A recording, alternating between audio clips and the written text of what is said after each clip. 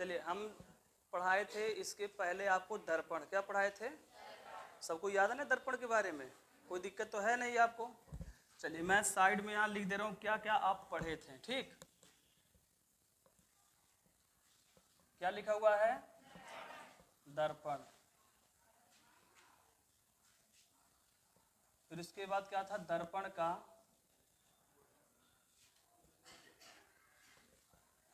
प्रकार। ठीक, कितने प्रकार के थे? दर्पण का प्रकार कितना होता है? दो। कौन कौन सा होता है?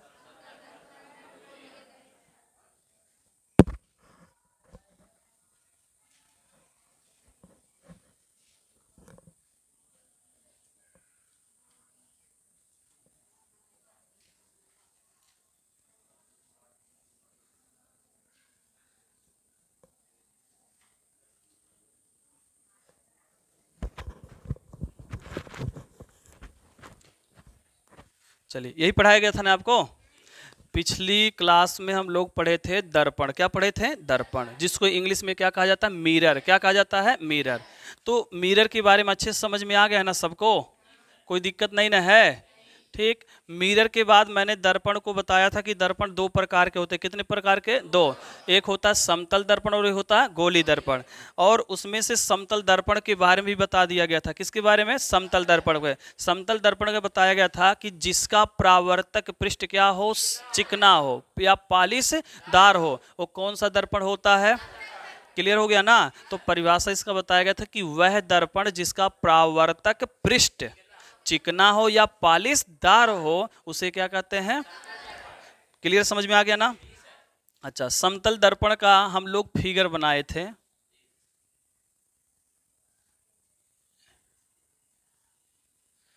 ये इधर क्या किया जा रहा है?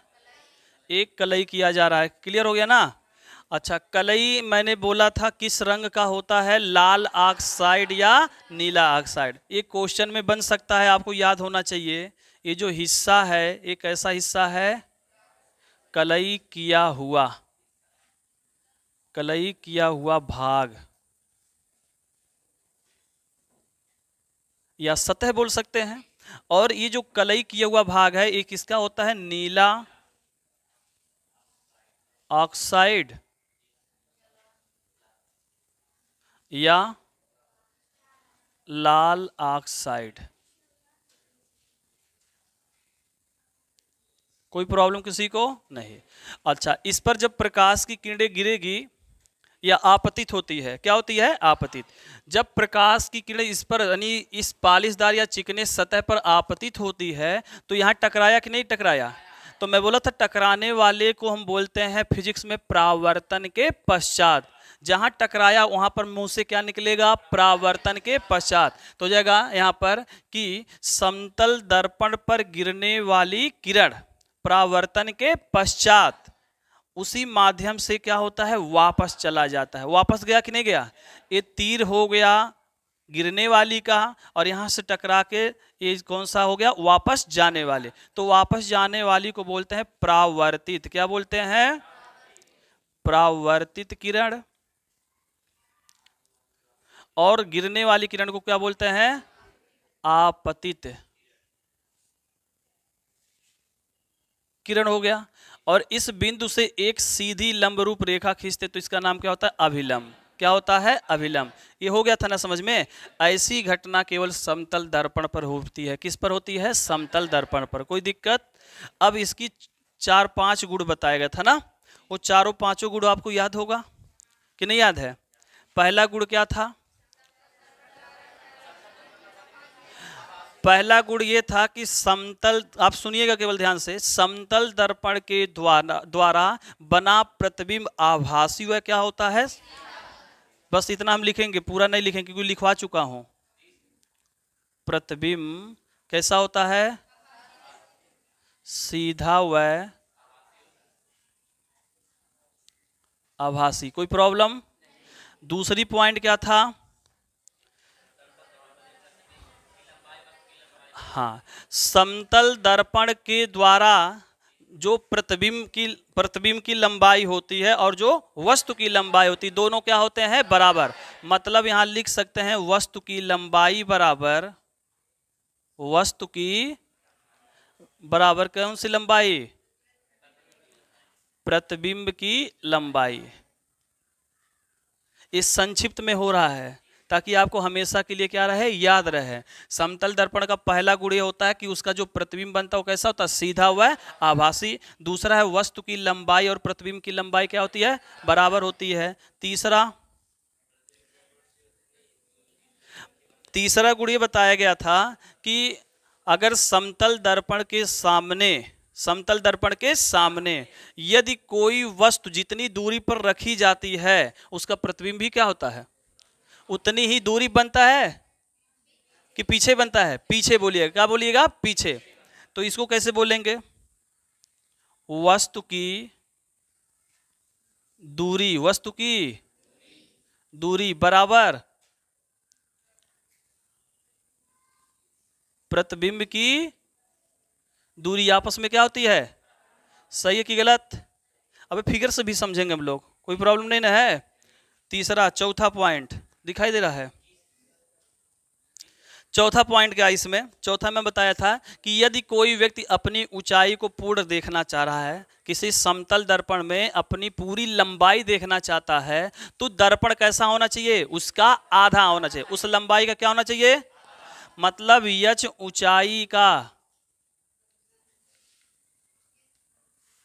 ऊंचाई का व्यक्ति हो। क्या हो? व्यक्ति हो। तो दर्पण कैसा होना चाहिए? तो दर्पण कैसा? दर्पण समतल दर्पण h/2 होना चाहिए। आ रहा कि नहीं समझ में? और कोई गुण बताया गया था? पांचवा गुण बताया गया था। समतल दर्पण में प्रतिबिंब का वेग, मतलब वस्तु का वेग, प्रतिबिंब यानी वस्तु का जो वेग है, या बोल सकते हैं प्रतिबिंब का जो वेग है वस्तु के वेग का क्या होता है? दुगुना होता है। दिखाई दे रहा है? ये यहां लिखेंगे हम लोग, प्रतिबिंब का वेग वस्तु के वेग का क्या होता है? दुगुना होता है। बोलो ये सब हो गया था? बोलो सही है कि गलत? ये सब पूरा गुण तैयार है ना? आज इन्हीं गुणों के आधार पर हम लोग सवाल लगाएंगे। क्या लगाएंगे? सवाल। कोई दिक्कत किसी को? दोहराना पड़ेगा फिर से? बोलो जल्दी से। नहीं, समतल दर्पण होगा ऑफिस में, चलो समझ जाएंगे आप लोग। यहां मैं समझा रहा हूं। अब इसको फिगर में देखिए। किस में देखिए? फिगर में। एक कौन सा दर्पण है? जल्दी बोलो, कौन सा दर्पण है? पहला पॉइंट क्या कह रहा है? प्रतिबिंब कैसा होता है? आभासी। प्रतिबिंब जानते हैं ना सब लोग? प्रतिबिंब क्या है?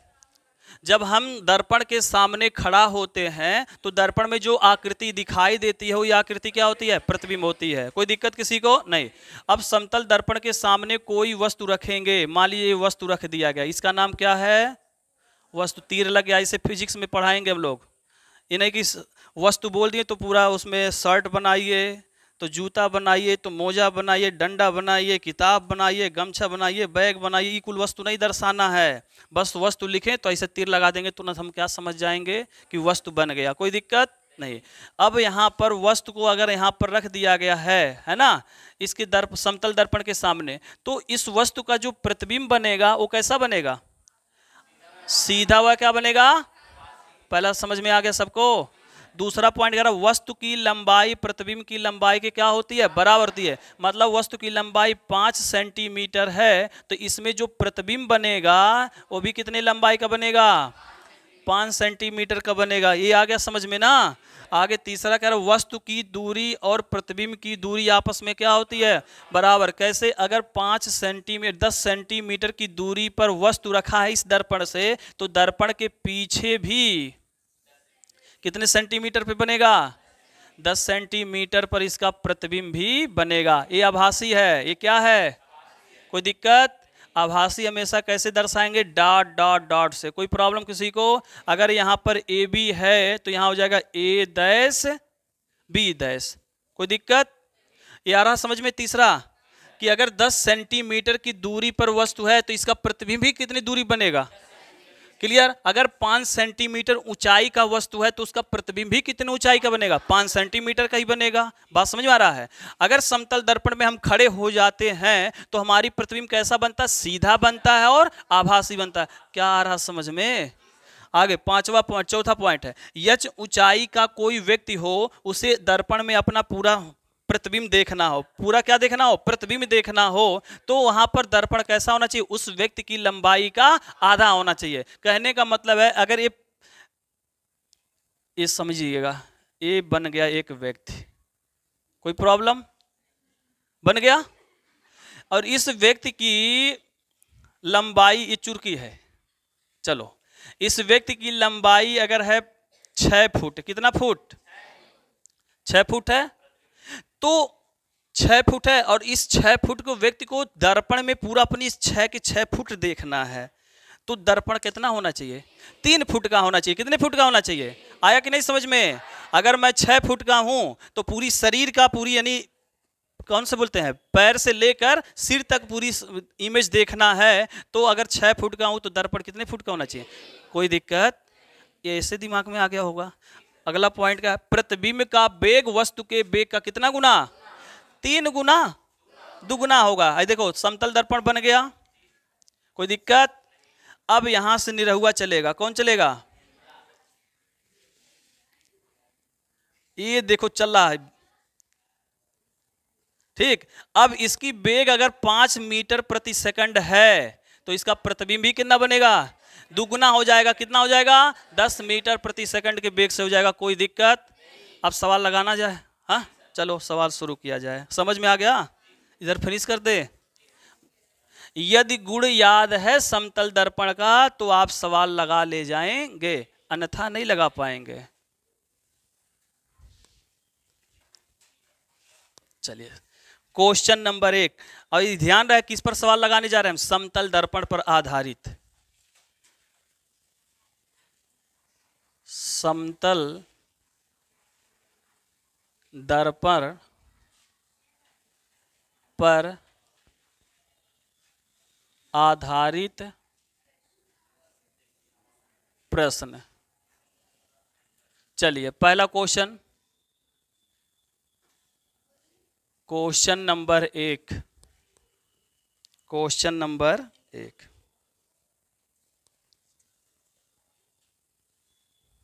बोले, लिखिए। 160 सेंटीमीटर ऊंचाई के 160 सेंटीमीटर ऊंचाई के 160 सेंटीमीटर ऊंचाई के, हो गया, मनुष्य का पूर्ण प्रतिबिंब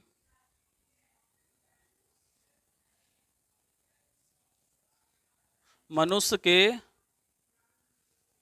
पूर्ण प्रतिबिंब इधर तक दिखाई दे रहा है? आगे और जाएगा? नहीं, कौन बोला है?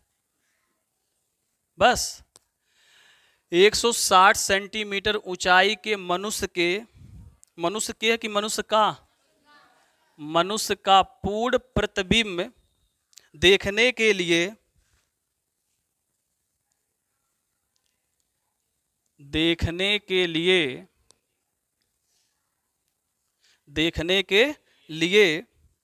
दर्पण की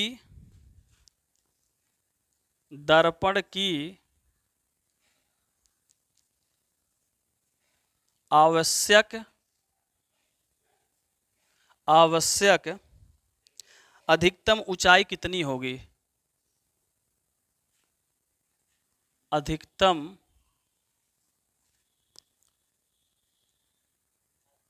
ऊंचाई कितनी होगी?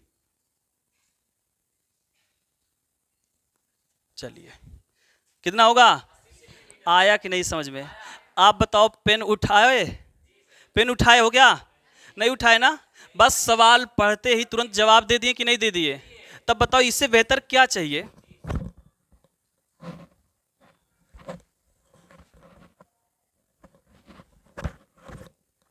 बोलो आया कि नहीं समझ में?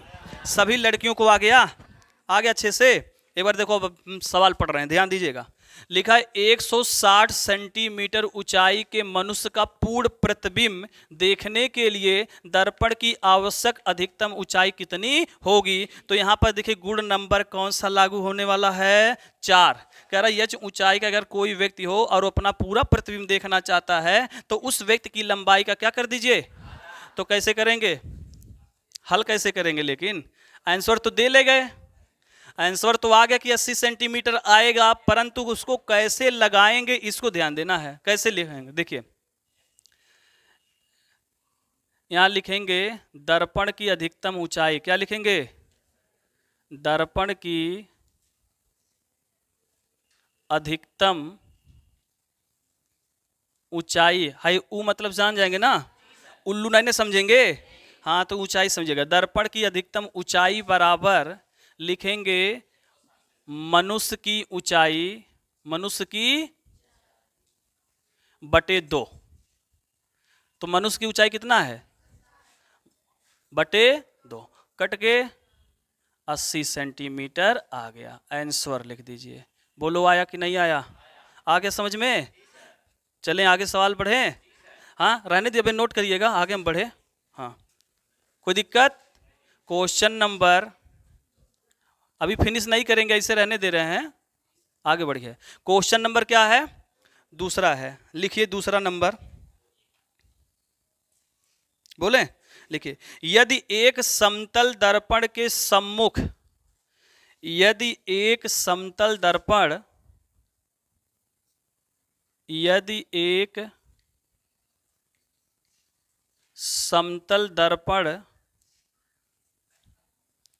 के सम्मुख, जो लोग इमला नहीं लिख पा रहे हैं उनके लिए बोर्ड पे लिख दे रहा हूं, आसान हो जाएगा। यदि एक समतल दर्पण के सम्मुख 5 सेंटीमीटर लंबाई की, 5 सेंटीमीटर लंबाई की, हो गया, एक पेंसिल रखी है, एक पेंसिल रखी है, हो गया, तो समतल दर्पण के द्वारा, तो समतल दर्पण के द्वारा निर्मित पेंसिल के प्रतिबिंब की लंबाई, निर्मित पेंसिल के प्रतिबिंब, पेंसिल के प्रतिबिंब की लंबाई कितनी होगी? कितनी होगी? कितनी होगी? कितना होगा? कैसे? क्योंकि आपने समतल दर्पण का क्या पढ़ रखा है? गुण पढ़ रखा है, और उसी गुण के आधार पे आज हम लोग बिना पेन उठाए तुरंत जवाब दे ले जा रहे हैं। प्रश्न पढ़े क्या, तुरंत जवाब मिल गया। देखिए लिखा था यदि एक समतल दर्पण के सम्मुख, सम्मुख मतलब होता सामने, ये समतल दर्पण है और इसके सम्मुख 5 सेंटीमीटर की दूर पर एक पेंसिल ऐसे रख दिया गया है। तो इसका प्रतिबिंब पूछा है ना, तो मैं बोला था कि वस्तु की दूरी और प्रतिबिंब की दूरी आपस में क्या होती है? बराबर होती है। तो ही लिखा है कि यदि एक समतल दर्पण के सम्मुख 5 सेंटीमीटर लंबाई की एक पेंसिल रखी गई है, लंबाई है, सॉरी गलत हमने दूरी बोला, ये 5 सेंटीमीटर लंबाई का क्या है? पेंसिल है। तो इसकी लंबाई 5 सेंटीमीटर है ना, तो इसकी प्रतिबिंब भी कितनी लंबाई बनेगा? 5 सेंटीमीटर का ही बनेगा। तो निर्मित पेंसिल के प्रतिबिंब की लंबाई कितनी होगी? 5। तो कैसे लगाएंगे इसको? हल कैसे करेंगे? बोलो। हल ऐसे करेंगे कि वस्तु की लंबाई बराबर, वस्तु की लंबाई बराबर प्रतिबिंब की लंबाई, तो वस्तु की लंबाई कितनी सेंटीमीटर? 5। तो प्रतिबिंब भी लंबाई कितना होगा? मतलब आंसर कितना आ गया? आया कि नहीं आया? अब देखिए, जो पॉलीटेक्निक का फॉर्म उम बच्चा डालता है तो वो क्वेश्चन 10 से ही तो पूछेगा।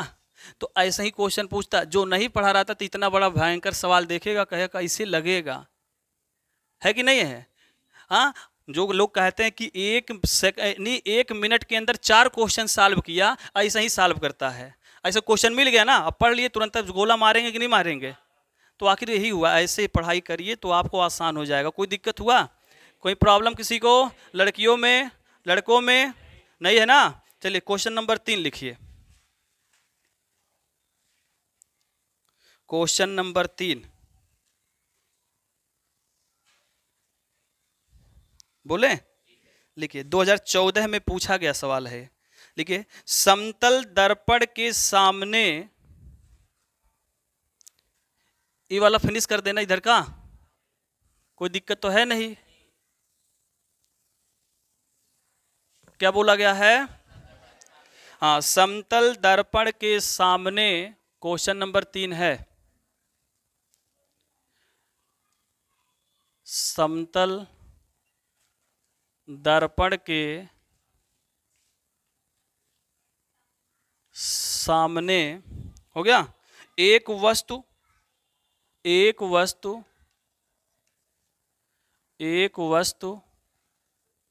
दर्पण से 10 सेंटीमीटर की दूरी पर रखी है। तो दर्पण से प्रतिबिंब की दूरी, तो दर्पण से प्रतिबिंब की दूरी क्या होगी? कौन बताएगा? कितना होगा? 10 ही होगा ना? अभी मैं बताया, फिगर बना के बताया था ना। अभी जस्ट ऐसे उठाया गया कि ये समतल दर्पण है और इस समतल दर्पण के सामने कितनी सेंटीमीटर दूरी पर? 10 सेंटीमीटर की दूरी पर यह वस्तु रखा गया है, तो इसकी प्रतिबिंब भी कितनी दूरी बनेगा? 10 सेंटीमीटर दूरी पर ही बनेगा। कोई दिक्कत? तो जवाब कैसे देंगे? यहां पर लिखेंगे वस्तु की दूरी बराबर प्रतिबिंब की दूरी। बोलो, डर खत्म हो रहा है प्रश्न से? तो 10 सेंटीमीटर है, तो ये भी कितना होगा? बोलो, आया कि नहीं आया? कोई प्रॉब्लम किसी को? 3 क्वेश्चन का हो गया। चलिए आगे लगाते हैं हम लोग।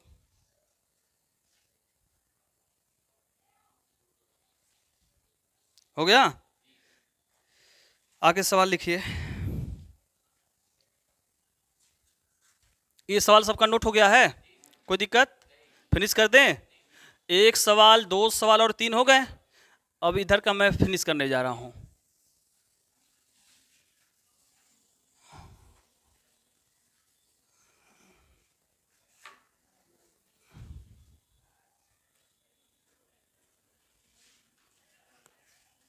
चलिए क्वेश्चन नंबर 4, क्वेश्चन नंबर 4 लिखिए। बोले, लिखिए, यदि कोई व्यक्ति समतल दर्पण, यदि कोई व्यक्ति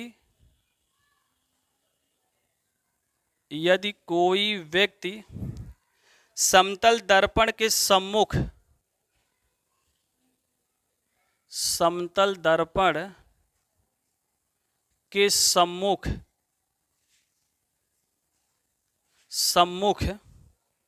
3 मीटर की दूरी पर खड़ा है, 3 मीटर की दूरी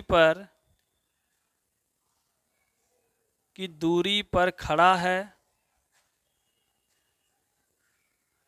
3 मीटर की दूरी पर क्या है? खड़ा है।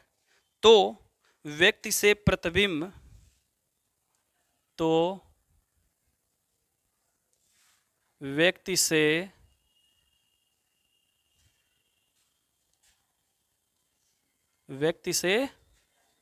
प्रतिबिंब के मध्य दूरी, प्रतिबिंब के मध्य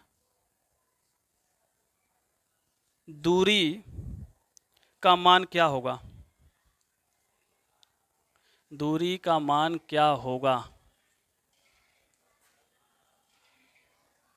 दूरी का मान क्या होगा?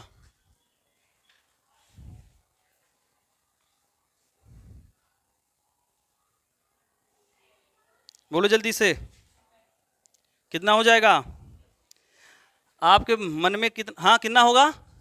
कैसे मालूम? कैसे मालूम? कौन सा गुण है बताएगा? प्रतिबिंब का वेग। लेकिन यहाँ पर दूरी केवल लिखा है, वेग का मतलब होता है मीटर प्रति सेकंड, ऐसा तो लिखा नहीं है।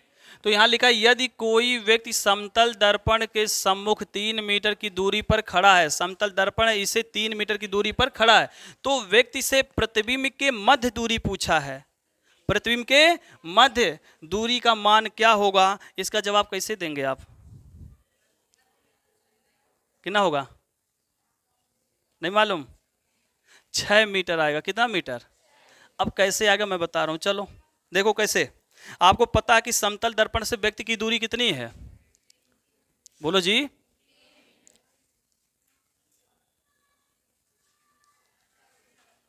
समतल दर्पण से व्यक्ति की दूरी कितना है? 3 मीटर है। कितना मीटर है? 3 मीटर है। तो दर्पण से उतनी ही दूर पीछे उसका क्या बनेगा? प्रतिबिंब बनेगा। सही है ना? दर्पण से उतनी ही दूर पीछे क्या बनेगा? प्रतिबिंब बनेगा। बोलो यहां तक आ गया समझ में? हाँ, इसको फिनिश कर दें नीचे वाला।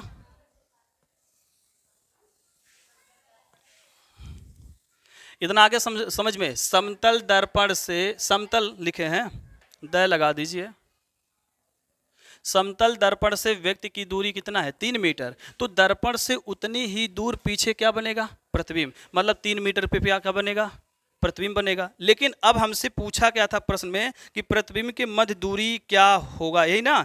तो आपको पता है कि व्यक्ति का जो मध्य दूरी होता है वह समतल दर्पण से व्यक्ति की दूरी और समतल दर्पण से प्रतिबिंब की दूरी आपस में क्या करते हैं? जोड़ देते हैं। वही हमारा क्या निकल जाएगा? मध्य दूरी। क्या निकल जाएगा? तो यहां लिख देंगे मध्य दूरी बराबर 3a हो गया कौन सा? सामने, और 3 क्या हो जाएगा? पीछे। सब मिलके कितना हो जाएगा? बोलो आया कि नहीं आया? कर ले जाएंगे। तो मध्य दूरी निकालने के लिए यही होता है, आगे की दूरी और प्रतिबिंब के जो पीछे की दूरी है दोनों को आपस में क्या करेंगे? जोड़ देंगे। आया कि नहीं आया? कोई दिक्कत? तो समतल दर्पण पर आधारित 4 क्वेश्चन लग गए कि नहीं लग गए? अभी क्वेश्चन बहुत सारे हैं। कोई दिक्कत किसी को? चलिए नोट कर लीजिए और तैयार करते रहिएगा, ठीक है? और फेयर नोट्स बनाते रहिए। किसी दिन हम आपका फेयर नोट्स मांग के चेक कर सकते हैं, और ये नहीं निश्चित टाइम देंगे कि सोमवार को चेक करेंगे, बुधवार को। आप अपने आप से सचेत रहिएगा, ठीक है? चलो अब आगे पढ़िएगा।